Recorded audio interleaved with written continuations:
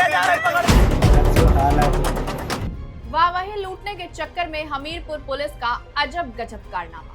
Warranty Shivraj की जगह police ने दूसरे शिवराज को उठाया और हिरासत में लेकर युवक के साथ पुलिस ने जमकर बर्बरता की। निर्दोष शिवराज को पुलिस ने सीने और हेड पर जूतों से मारा।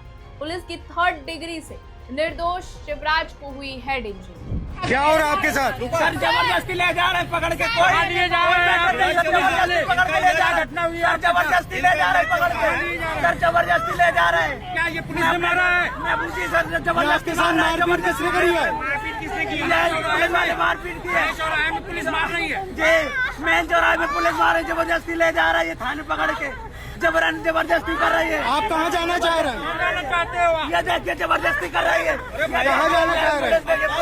कहाँ जाना चाह रहे हैं? पुलिस का काम है। हमीरपुर पुलिस देखिए गुंडागर्दी कर रही है। हमीरपुर पुलिस गुंडागर्दी कर रही है। नमस्कार, मैं हूं ज्योति मिश्रा और आप देख रहे हैं हेडलाइन ब्यूरो। क्या सिर्फ एक नाम मिल जाने से किसी को अपराधी मान लिया जाएगा?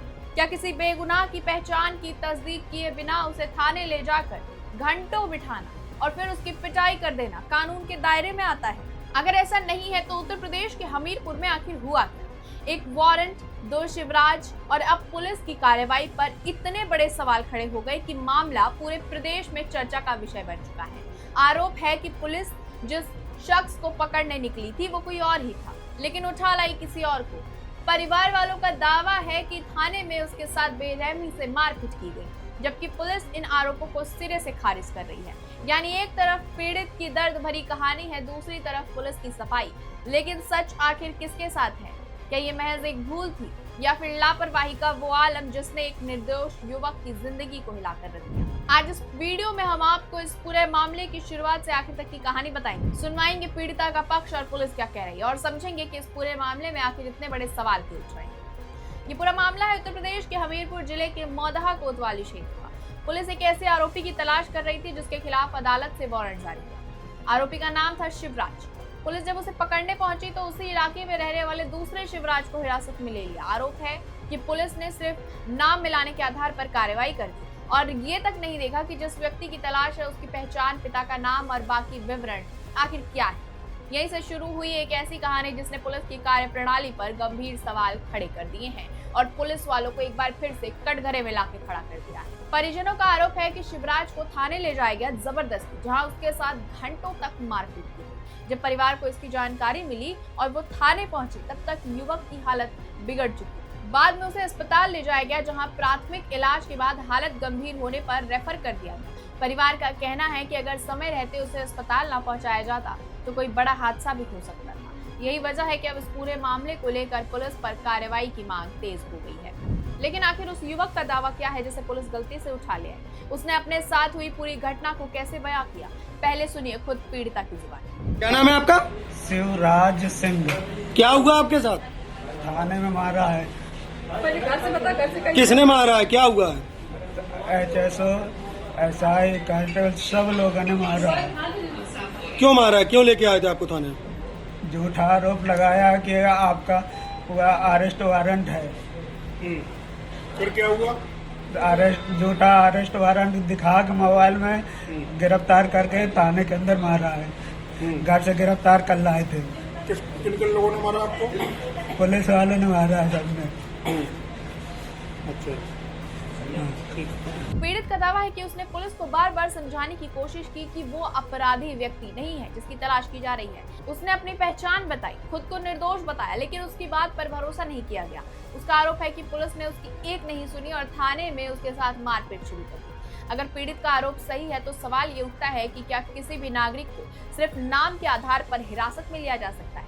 क्या पहचान की पुष्टि किए बिना इतनी बड़ी कार्यवाही की जा सकती है? दरअसल किसी भी वारंट की तामील करते समय पुलिस केवल नाम ही नहीं देखती, आरोपी का पूरा विवरण, पिता का नाम, पता, उम्र और दूसरे पहचान संबंधी दस्तावेज भी मिलाए जाते हैं।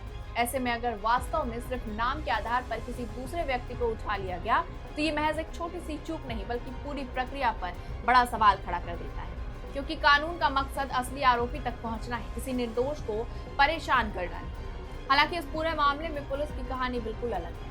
पुलिस का कहना है कि जो आरोप लगाए जा रहे हैं वो पूरी तरह सच नहीं है। आइए अब सुनते हैं कि पुलिस ने अपनी सफाई में क्या कहा है।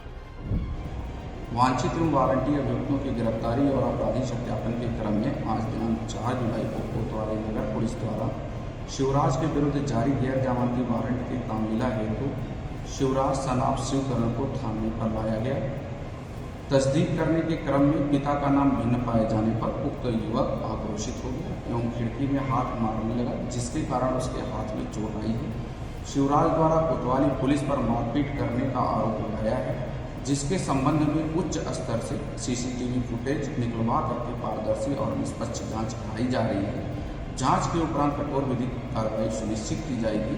वर्तमान में युवक की हालत सामान्य है। पुलिस का कहना है कि वारंटी की तलाश के दौरान नाम की समानता की वजह से दूसरे व्यक्ति को थाने ले जाया गया, लेकिन जैसे ही गलती का पता चला उसे छोड़ दिया गया। पुलिस ने मारपीट के आरोपों को साफ से इनकार कर दिया है। अधिकारियों का कहना है कि युवक ने खुद थाने में हंगामा किया, हाथ पैर पटके और इसी दौरान उसे चोट लगी। इतना ही नहीं, पुलिस का दावा है कि युवक के खिलाफ पहले से कुछ आपराधिक मामले भी दर्ज है। यानी जिस घटना को लेकर पूरा विवाद खड़ा हुआ उस पर दोनों पक्षों की कहानी बिल्कुल ही अलग है। लेकिन उस पूरे मामले में एक और अहम पहलू सामने आता है। मेडिकल जांच में युवक के शरीर पर चोटों के निशान मिलने की बात सामने आई है। हालांकि ये चोटें कैसे लगी, इन पर दोनों पक्षों के अपने अपने दावे हैं। परिवार इसे पुलिस की पिटाई बता रही है, जबकि पुलिस का कहना है कि चोटें युवक के खुद के व्यवहार की वजह से आई।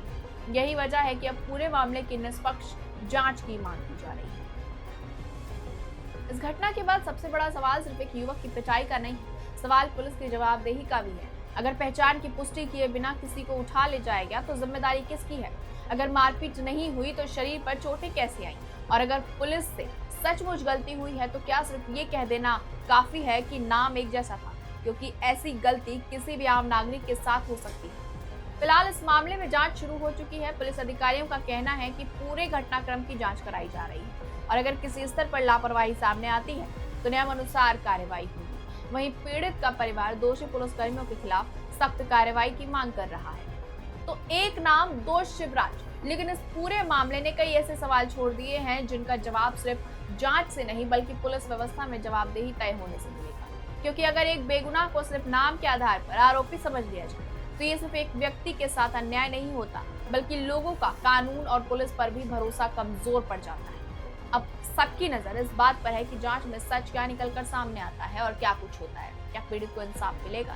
क्या दोष तय होंगे या फिर ये मामला भी वक्त के साथ किसी फाइल में दब कर रह जाएगा? अब इस मामले पर आपकी क्या राय है, हमें कमेंट बॉक्स में जरूर बताएं। साथ ही चैनल को सब्सक्राइब करना ना भूलें और वीडियो को लाइक करना ना भूलें। मिलेंगे अगली अपडेट के साथ, तब तक के लिए जुड़े रहिए हमारे साथ और देखते रहिए हेडलाइन न्यूज़। धन्यवाद।